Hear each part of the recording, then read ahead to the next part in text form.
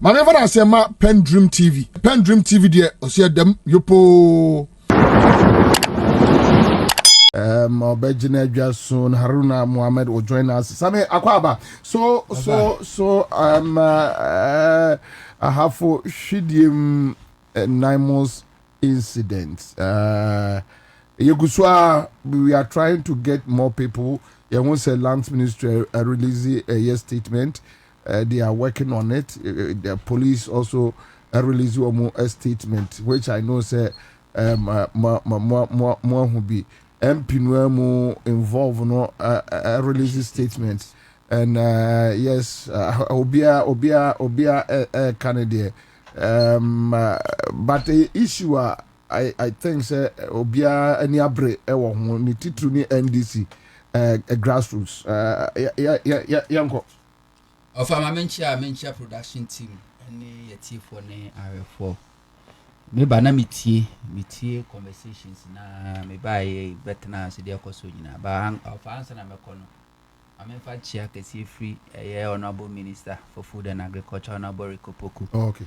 Any national football faster company embro unse be na kakra ni Ghana for complaining dientia omado no bae no amabu omunya atofo na Ronibeka say a blessing in disguise. You see BB say na ni yemwa so for the past 8 years now Brookra have to go to ECOWAS and beg and Sabro na buso because I deliberate policies and programs are banning. And yes is now that be okay. Say a seasoner enka for the past 8 years enka Bruno buso man surplus no ke kutua ECOWAS ka they say amino ka say the 2,700 metric tons and season deliberate ni say since inception of this government Agric Ministry distributed over 1.3 million bags of free fertilizer free at the microfo na se kwani nya fertilizer good no buy so ebeba and they are surplus beba and the ministry also anticipated said this yebedu to buy na no ma National Football Faster Company shas here renovate warehouses. About a month ago, and government released 100 million at the National Football Faster. Out of that 100 million, we must spend 50 million. 50 million, or met me at a year maize 6,000 metric tons, a year 120,000 bags. Or met me at a more 3,000 more years in home. Or met me at 3,000 metric tons, a year 60,000 bags.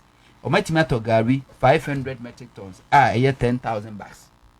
Guso moto ano ma identify hu say paddy rice e mo na yensi hu no dodo no a so ewo ho okọ aflan place okọ north a enti minister aside akoto cabinet animu a omo make available of 100 additional 100 million that 100 million ba and omo the top paddy rice no kwa mo na yensi hu no I know omo expect so beto at least 150,000 metric tons.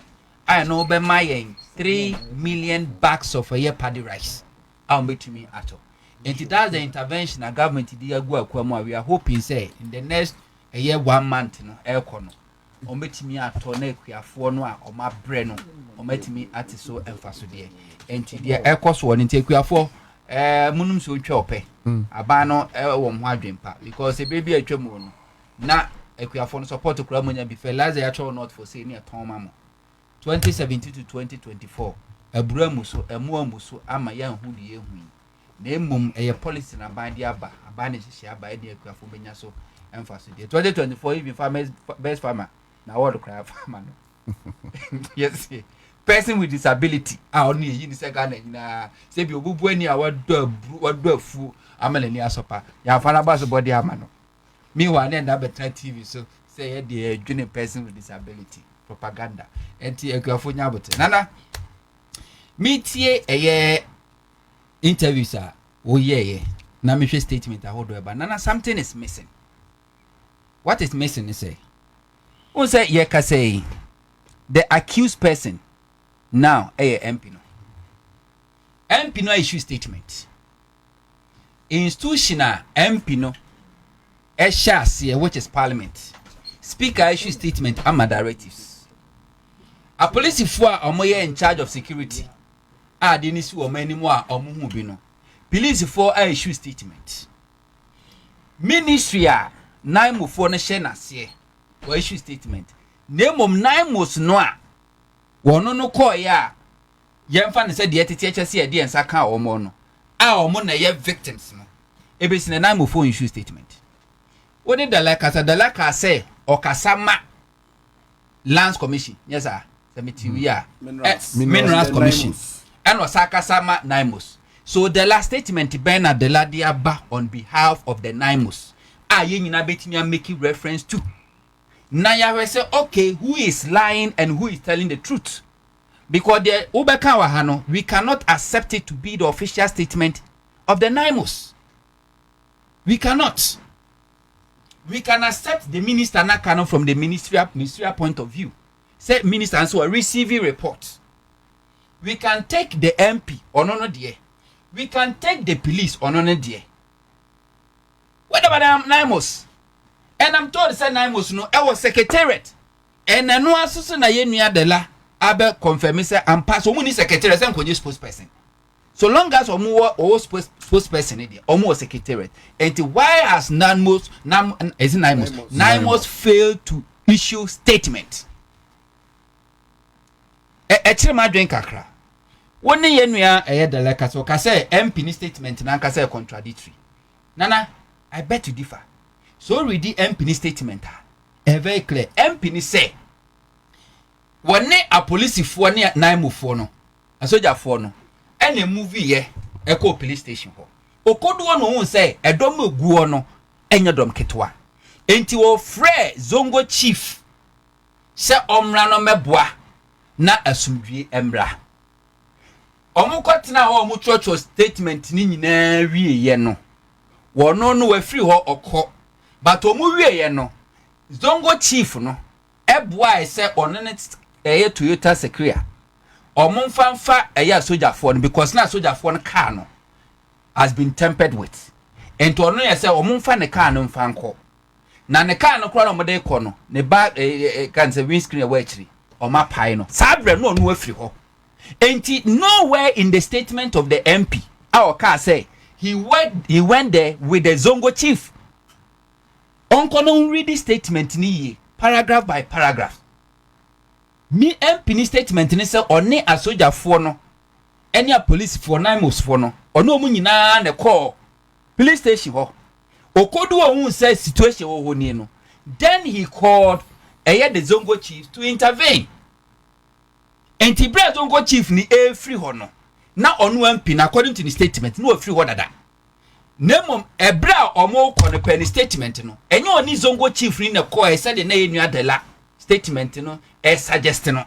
Enti so ka say contradictory. Na menti ase. On the face of that statement, there's nothing like contradiction or contradictory said the enua na eka no. But me concern is say Adentina na Nimos e was secretariat.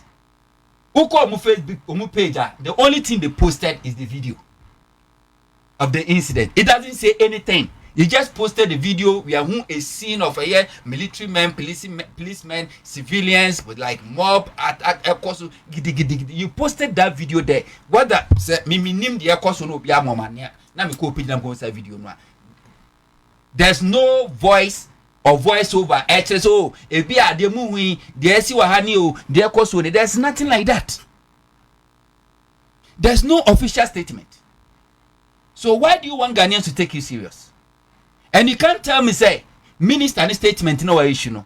E cover Nimos. There be per the minister and say we receive briefing from who? I suppose or no I suggest say it's coming from the Nimos. So how can the Nimos brief the ministry to issue a statement? The Nimos after having even though some more secretariat that cannot brief Ghanaians and tell us Ghanaians what is going on.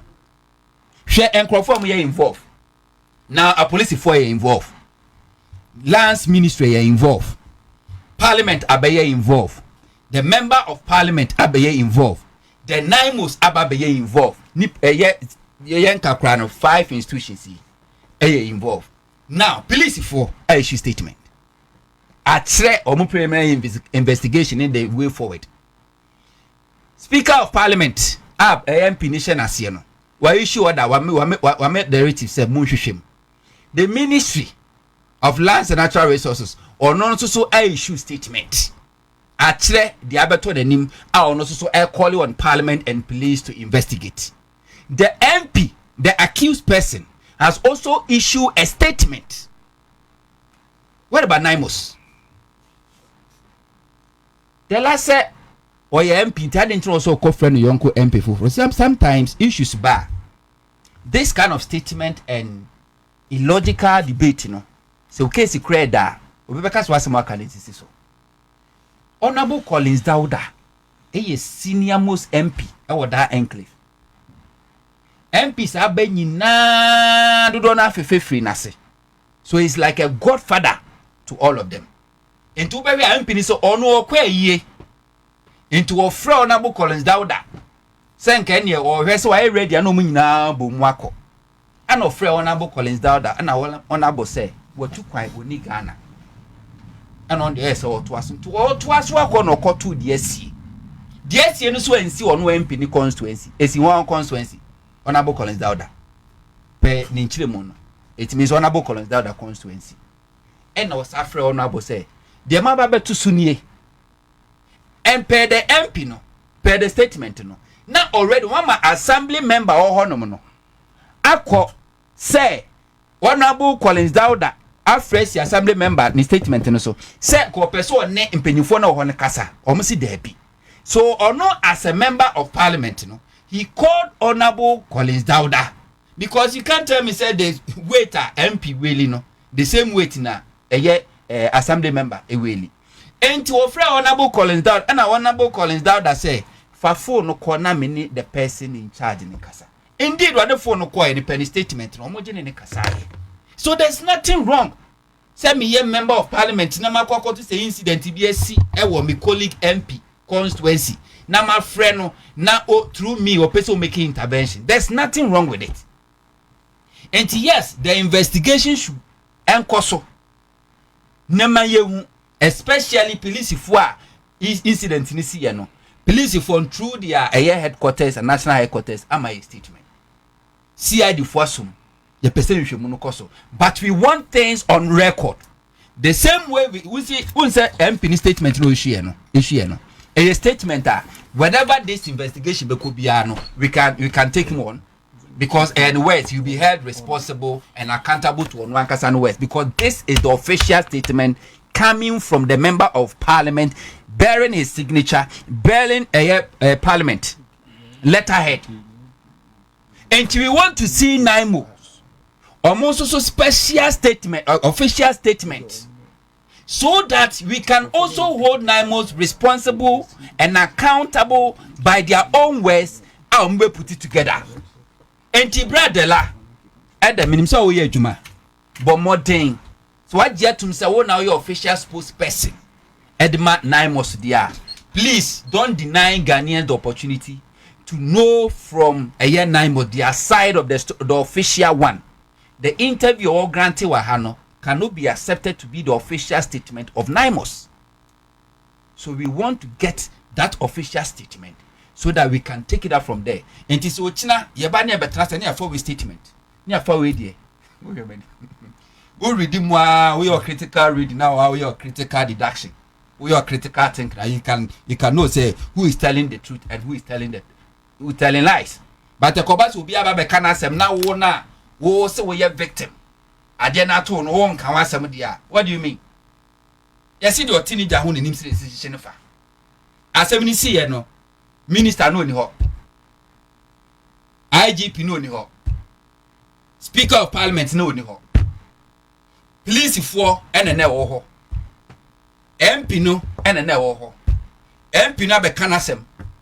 Police for aba be call masem. Nimos mu na nam wo ho. Masem we. And they shouldn't deny us. Among first official statement in Imra. So there is a Facebook page, they can go to their official Facebook page and put that statement there. So that we can hold them the way I mean MPDA by the Latin as well read paragraph by paragraphs or claiming and also allege say means a MP no statement a contradictory. We want to see Nimos statement and then so that we can put something near she. But I said okay, no. NDC is never like MPP. Because MDC the uko din semfo obi anso so share uko din semfo obi anso so unlike the MPP. Speaker of Parliament Kwadwo Damwa MP for a year German South so kan Damwa Customs Labianca case SMLD no and some no cost no Office of the Special Prosecutor now we invite omo hwehwe no when realizing we say Office of the Special Prosecutor pen action no afi the Parliament in order no official car kra no nyusu bio.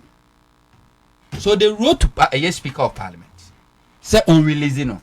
Speaker of Parliament is who are releasing no. Yet the guy didn't want to go. Finally, baby copy here. Office of the Special Prosecutor officials have to go to Speaker. Omoma kene eye kwabnada mwano. Ebe Speaker office. Eho ena omonko interview no. Enko investigate so omonko taking a statement. Omonko do ya say before omobe no. I was here put you under arrest. Omu wi anoma ma bail. Omu touching the shoulder. I was na on tiase. Because you touching the shoulder cause oh you are under arrest. Na ya take you statement na yakon. Was it that kiti and Office of Special Prosecutors say ene menakra musa ohwe me invest me musa ohwe na mum mechew. To onu amu sa fe do matata no a fe the MP no uba no fa do call Parliament. Anon wade no come Office of Special Prosecutor. And then lawyers and we taking a statement and ya charging it na kwa kujina court. Bagbin and making sure say one do I enough from there. The kind of immunity under NDC Bagbin at the man the political opponent which is the MPP a year kwabnada mwa. Sosu was a member of Parliament. And ya so damn ya kwasi ya kwachino. Or demonstration police for the nechi ya kwachino. No immunity. And you can never compare MPP and the NDC. From top to down. Share MP as a mobile, ko social media never and Crawford action aboso. NDC for not even the MPP. The NDC grassroots and MP naboso. Omoti asam no cross so di for so di bim so many opportunity. Because as you speak, nine was formed for our official statement to be a my and the statement now one-sided.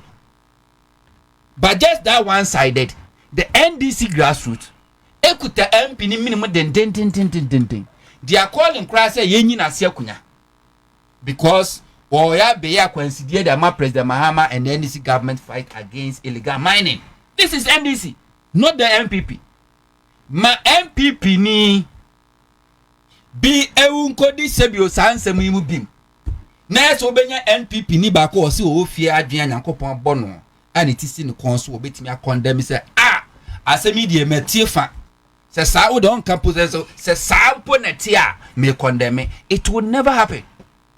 And the MPP and NDC the distinction is very clear. NDC will never support you when you are doing the wrong thing, but they always come for you when you are doing the right thing. But the MPP, they will only support you, especially when you are doing the wrong thing. Because in their mind, they see everything from opposite. Ade papa ni bonne ni papa e de ma omo. Mate say we ye kase ye majority leader.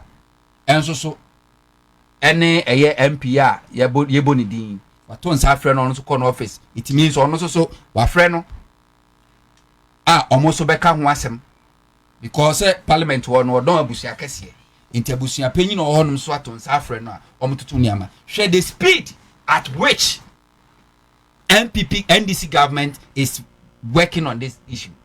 Adeni sida benyanra omo say nane nansa ne see enra ne see less than 24 hours speaker are moderatives, majority leader are moderatives, police are moderatives. And if you move koso just nobody is protecting senka baby senka na MPP and this MP come they will shield him. There's Fantia Kwa, one of the MPP MPs no no savings and loans Esiama. Akwa wejije nkrofo sika di. Omo pe na chi no. Parliament no bedae. Parliament no di ye ni fie. Omo make sure say ye nchi no. Ne manfo no hwehwe no kura na omo make sure say omo nya access. That's how they shielded him. But NDC will never do it. Say we eye na ba critical na ese pa MP achi ni sisia. Enye mo wa say Mahama Yarga as a majority leader ebe so nsa edna kwa koma no.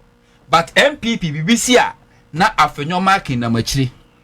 Na no MP okodi tro see the cocaine a private jet ababisi kutuka intim ye ko penachi no na afenyo marking ena mo pacho munya no mede ne beba ode ne koi wamfa na nko Canada mu akro ya the same thing omo penachi no ko kacha nzo munya no mede ne beba wantimi amfa na nko MPP leadership in parliament they will go and plead yeah the ne beba just to buy time because when we say Ghana they had their chair there send for pressure cause will be any other day or be follow up na afon wodi but NDC is not never like that into say NDC MPP we NDC MP we a leader we a even grassroots we a full soldier na we to anamo ye we fruit your pa NDC for be pian na so we fruit your bonus na betisho so dia any one kasa sisimu na ebu na me hope say within this short period of time no a police phone hwemu no nkoso speaker of parliament ne ye mo nyina mo release so ma release ne hwemu no nkoso we want to get to the bottom of this particular matter we want to get to the bottom ubisa ye nuansem tro ni ubisa ne say oh be proud to this no or MP no ho ye bibise bia yes say bia o tu kalamsia na o bibisa wo so ni bibia sa on record no o ni bibia sa. We cannot sit here and say that's the case. It could be say be cry or you involved and crofo e course be a winim. Ko adu e dia bori nyina it could be say be a say or no with this particular matter or evidential materials are about the MP say MP no any crofo no any etusa site no. Okay. So or evidence. That is what he said. So okay. You go and present it if they invite him. Very good. So sa dance here no ebeboa because speaker of parliament ameki directive say we a sitting member of parliament na ye chill so we are involved in galamsey obepamo free parliament enti ebu say ye nua Erastus Kra say so this evidence why now obi a wo say wo boa and there's no journalist in Ghana make us only the fight against illegal mining than Erastus Asare. And it's all this evidence that they also claim here. Why now? Also, or train so or train that be. When inviting us, I say we are ma. Kawan be inviting. No, but in reference to as we see, or said Nimos for now man evidences the time when MP bar or no interactions. So you see, I don't know, but because they maybe they managed to record it. You see, enti the can no cry. Nimos no ye or my Ghana. Yen ye juma ye di sika. Any trio moka. Now no gold board 5 pickups. Matisa land minister, land and natural resource minister, honorable Eyeboa, cry looking for funding or the better more pickups the amount because according to me here over 90 something a year pickups are minister no air working. Inti Nimos were evidence I know they are a private journalist. I won't quit up powers to prosecute. To do what? Any Nimos no dem ko so mo konko dey. Second na fish for evidence and give it to a private journalist. When you can hand over who bet me use the same evidence to go after the MP. No, it doesn't make sense. What he's saying is that in the course of the melee, evidence and so may because my understanding is a beer time or call ya or no more interact so munjai and crofono or munji handcuffs no free or munsa moment for month for probably they recorded. But on all that to say or train. So who recorded? According to Erastus, who recorded and one of the man was Nimos? Is that what the statement in the interview? Is that what he said? Me very well. Or say in course of the clashes, no, or whole evidence. If a media practitioner says evidential material, maybe a recording because he was not there. It was so only 9 months. Only 9 months for no interaction. And a man through that no nyasa materials no. Okay. And you present it. Okay. So when invited between a Erastus one 9 months a conversation. Yes. And odinya sa evidence na oba presenting. And wa me ati say incident ni sie no oni ho. Yeah. Enti se wanya evidence bia based on the conversation ensu be true or no any 9 months. It means 9 months commonsensically 9 months na de man no. And I make sense me will because yes. And if that is the case, then what is the use of 9 months? Say who kuta evidence? Say asemebo who kuta evidence? Who did they report to? Omo report to any media house. I don't know say a news reporters in You don't report to any media house. You don't report to any private institution in Ghana. We are Juma Edema Ministry for Lands and Natural Resources, Ghana government. Your salary, your allowances, operational costs, everything is being footed by the government of Ghana. Into all evidence, you give it to the government of Ghana to fight them. You don't give it to a private person. And no Erastus na no oni ho no ano no kasa kire ye nyama bi esi ho Nimos no ade ni si nanim as the dela ekay so je ne otwa to obi kobo na wo say pam so it was emphasized obi de ni sako bo so ja for no moko no omo fro pick up de no otwa to no obi ni sako bo na wo say pam which is bad, very bad.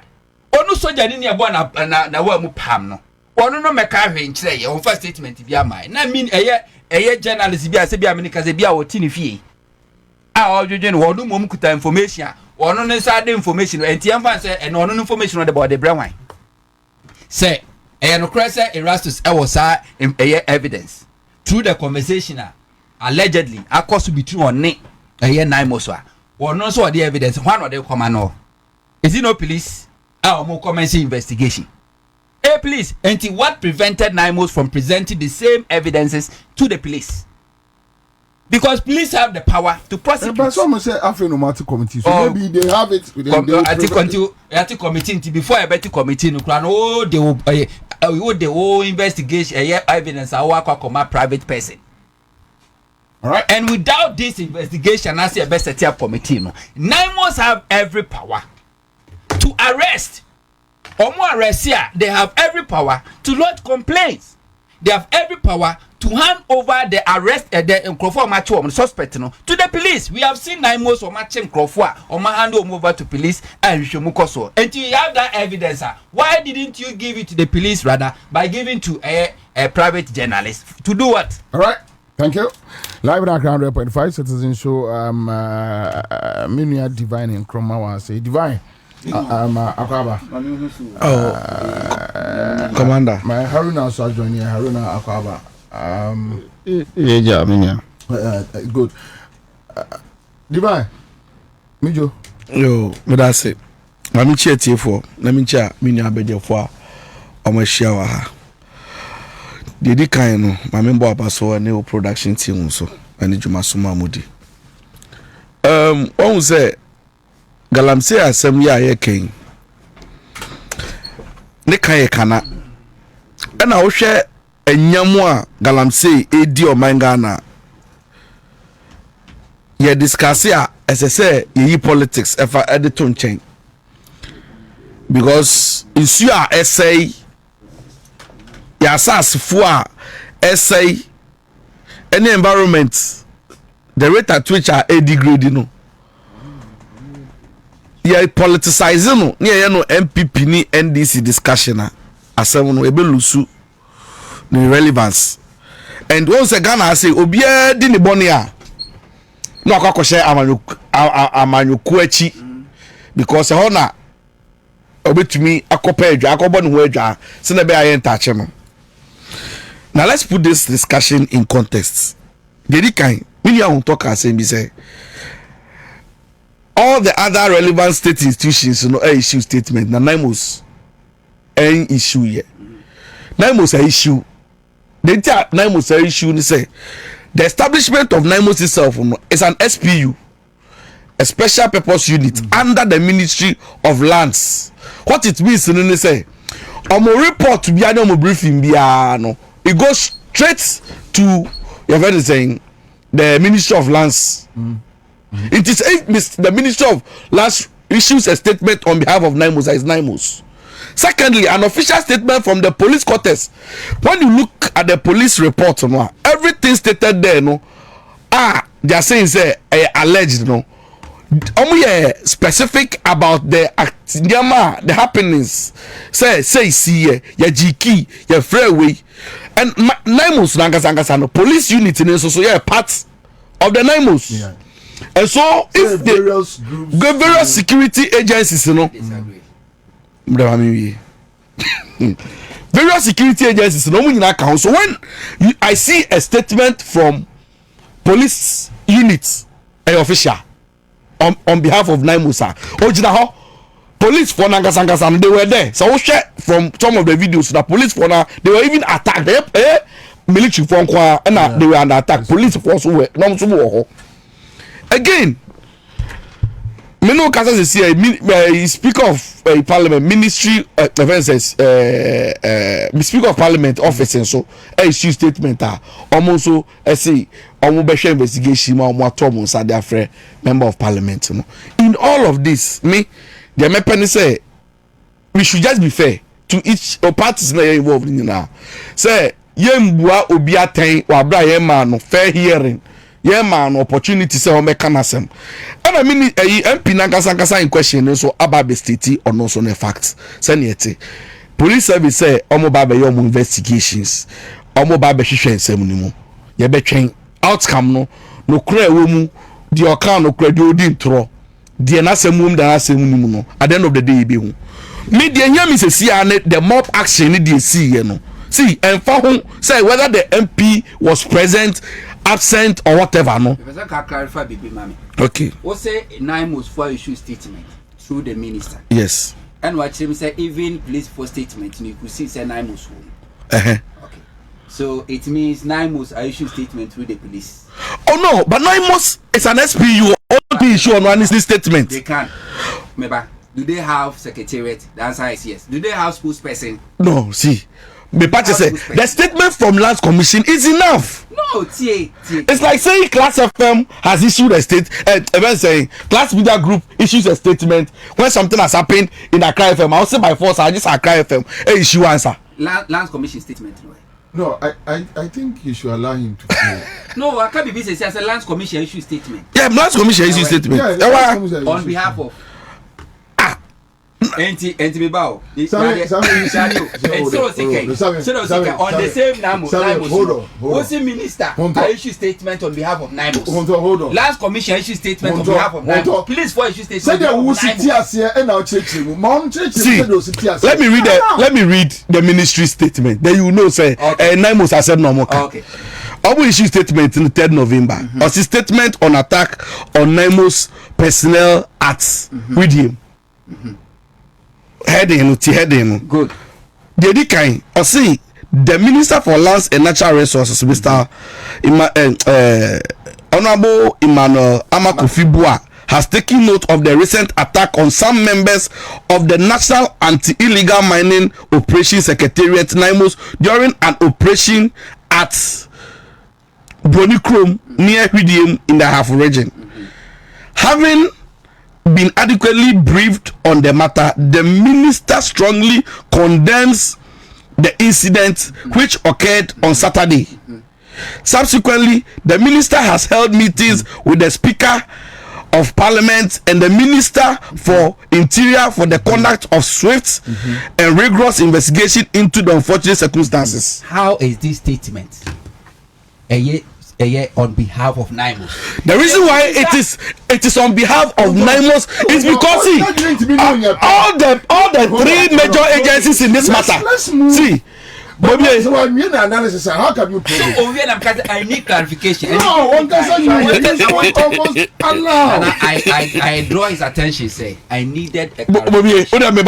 Because in this context, no, look, the person can never take your mind, non find any analysis. So allow to prove it. So Lance Commission issue statement. Hold on. By the time you finish, it will give you a fair idea for you to probe it further. Now, say, when you say, I said, you be now about so.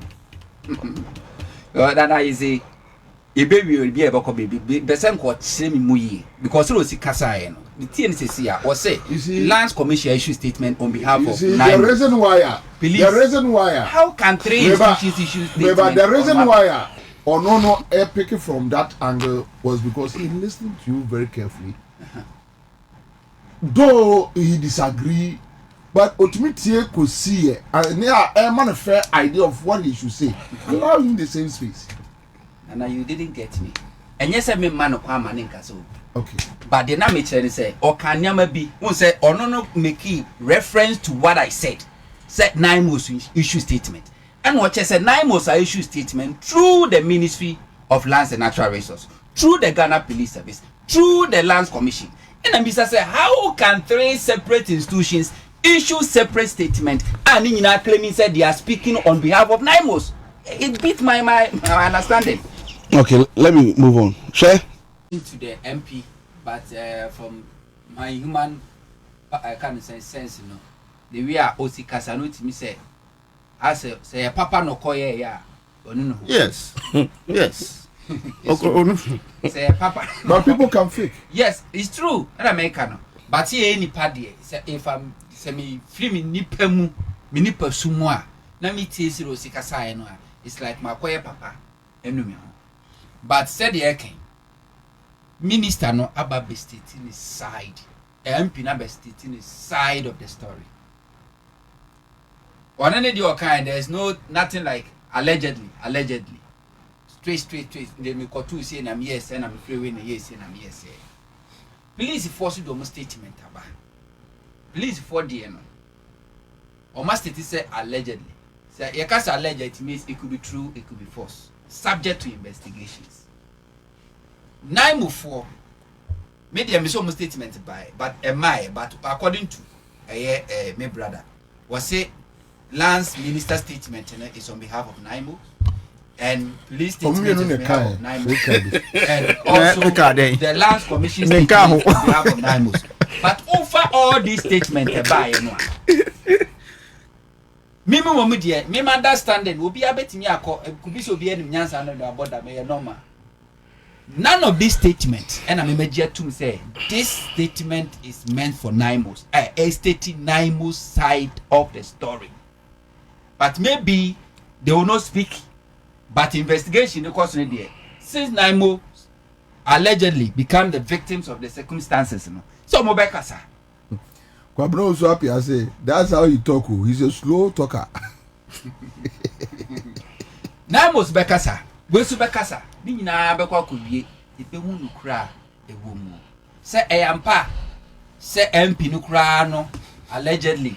Say bia one sa concession no kra ni sa wom no nkro no ba ni nyina ba bedari. But nana I'm very happy how our institutions are responsible involved in this no obi are stating a willingness so obeboa manhwehwemu akọ kusi ase no ebetimi abone mom atise asemo a yewra azakwaku ebisa say adenti na MP no one free the district air dissect which is the MCODC, you know. You see, I don't know and I don't speak for the MP, but this a common sense knowledge. Or no, as a member of parliament, on Honorable Collins Dowda and the Bio chef boundary. On in the parliament, easy say or no Honorable Collins Dowda. I want contact. It could be say even the MCDC no honour. When in contact, easy for him to call Honorable Collins Dowda than maybe to call the MC or DC or Honorable Collins Dowda, because I didn't see or no MP constituency. si o si no constituency dia MP ntimi meka say me as MP me MC ana me DC me no contact but ye betimi apade na MP no say oni MC or DC or honorable Collins Dauda constituency number we can pardon him but Ghana for we cannot yentimi pardon MP so beka say oh me dey me twamu because honorable Collins Dauda kura me no contact when you know so all of you now belonging to one political party now mo share boundary now net the same parliament house no we be no obeji wedi and the MP decision to call honorable Collins Dauda instead of the DC no to me somehow it makes sense but whether or not say MP no e that to me to intervene no and also so said the eminia eye haruna chiremu no nana it makes sense.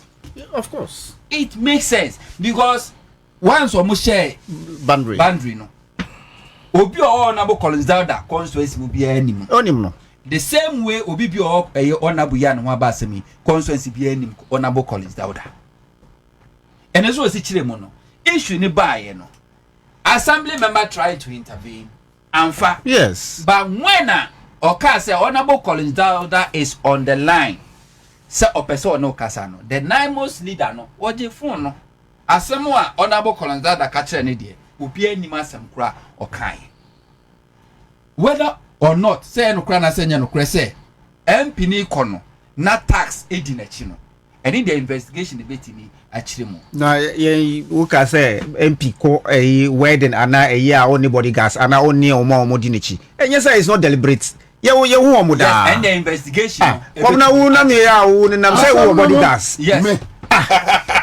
wu ni gas mini bodyguard o there be missy bodyguard no say sia mini bodyguard na wu nko na wu ni nam say nya nko wu boys a wu ni wu me fa president da me say boys to say bodyguard say me wo cruise a wu ni omo nam say no wu cruise wu jai to the this is jai masa jai ya wu kan wu jai ya wu kan masa mini bodyguard wu cruise ya ka say bodyguard wu ni gas wu cruise no cruise way to the dia masa jai yesia yesia ya dia wu kan to the dia of friend member but say the name nua Haruna ka say let's assume say the police for allege say MP no led by the tax no ka say one more suspect na ya che omo no ya handcuff omo no yenyi handcuff no and forcibly trying to say ya no kre say omo try say omo yi handcuff in the film sir bibia che say wrong it's very wrong see there say bia MP no interview so mo de munyi handcuff ne form you see one thing about say security nana say wokọ yenkura na sibia on enkrofo nye enlighten yes they say any wo akra hase no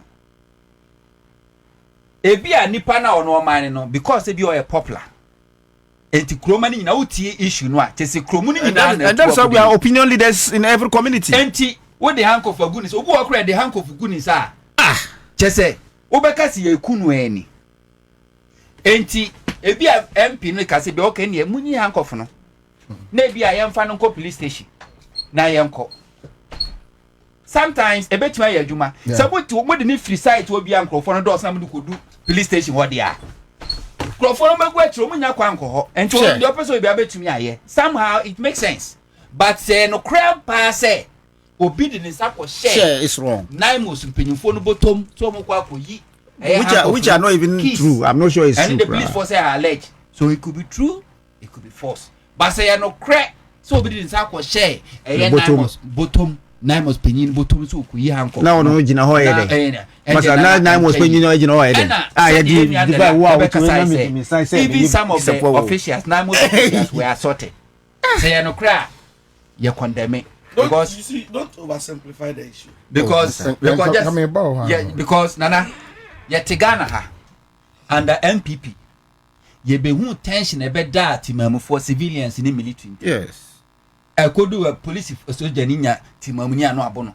Timamu for so kabom no nya soldier nya no mabono. Because sa na amane koso.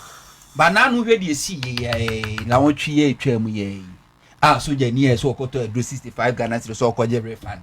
Sa na fa ni trimo die offer so number red she ekwan deputy minister defense Honorable Brujaja Fi.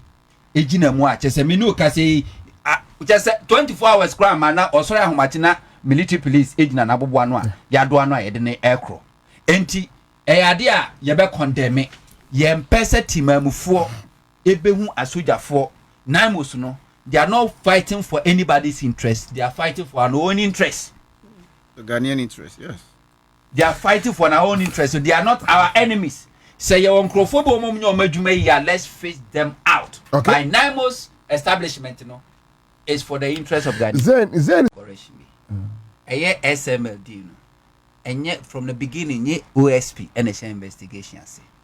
Manasa Zuri and I think 3 or 4 others, and a raising matter.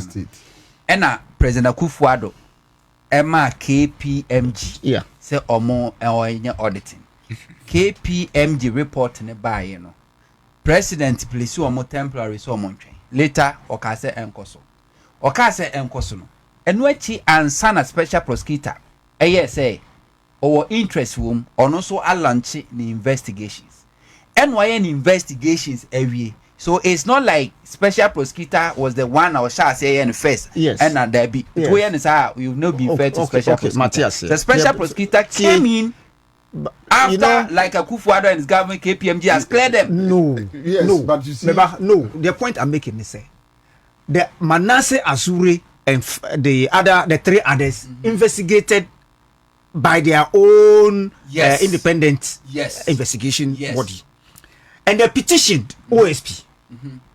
OSP or Shasie and Sana, and Sana, the president asked KPMG to do it. Exactly.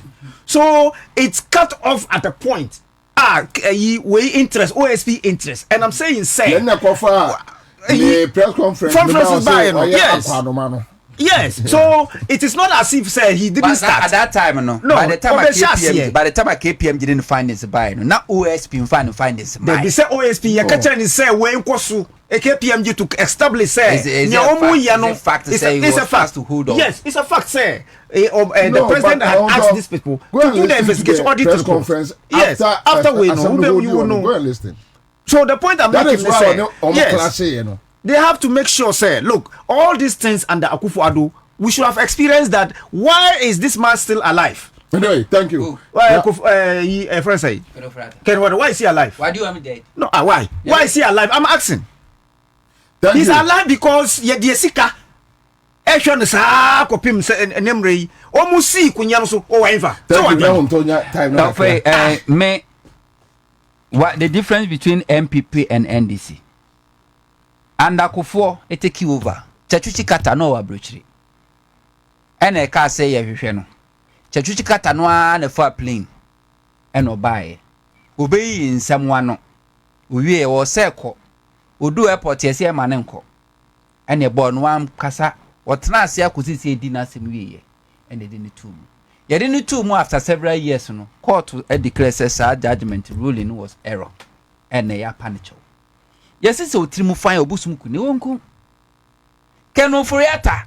COVID nya wo se de che wo ba e wa empuru. Wani mu awo no. Wafuna wo no obi hu ken foriata kwa kasa de enche no. Krofo krasi nya abotere sa ho ya de o si da bi. Ghana ho donti.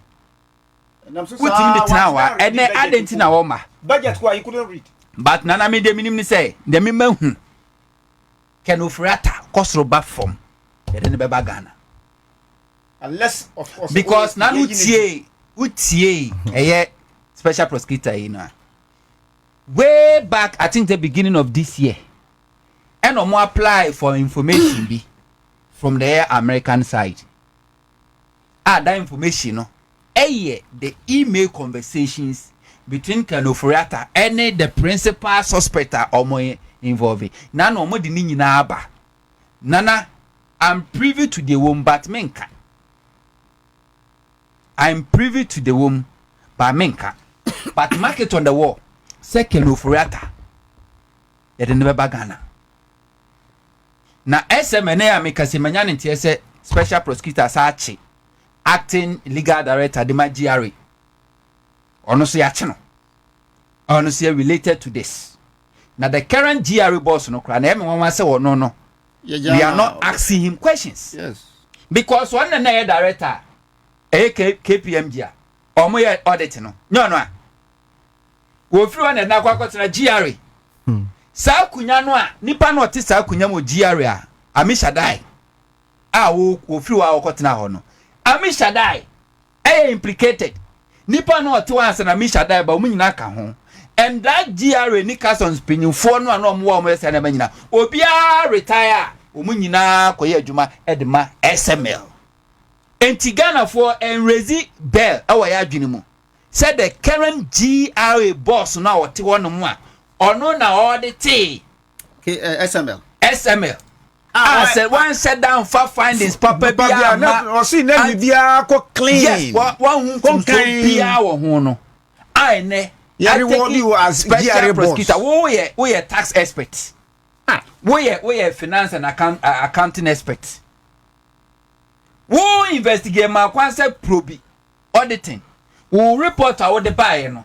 Emma Kufuor they are convinced that there's nothing wrong with it. Yeah, this position the man as GRA boss. There's nothing wrong with it. Special prosecutor. Etimia take time.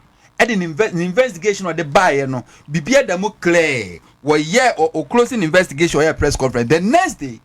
President Mahama had already said on terminate contract. So why should that man supposed to be? Why is he still there? The GRA boss. The GRA boss. Why is he there? The KPMG director first. Partner. Yes, partner. Yes. Why is he there? Because there's direct link between SML and KPMG and Akufo-Addo. Direct link between Akufo-Addo and KPMG and SML investigation, you know, as a tax expert. And government from so be one as a state institution a year investigation near who said the woman here. We are compromised. He's not deserved to be there. All right. But it's something that we need to ask, and I know say at appropriate time. Now that they are going after the legal directors and on you get there. All right, so that's it live in Accra 100.5 Citizen Show Monday afternoon. But there are so many issues we need to discuss. I'm not PENDREAM TV. Now, so far so good. Say open online portal e Ghana. Nipa share, nipa follow, nipa comment here. To my best of knowledge, without any biases, PENDREAM TV.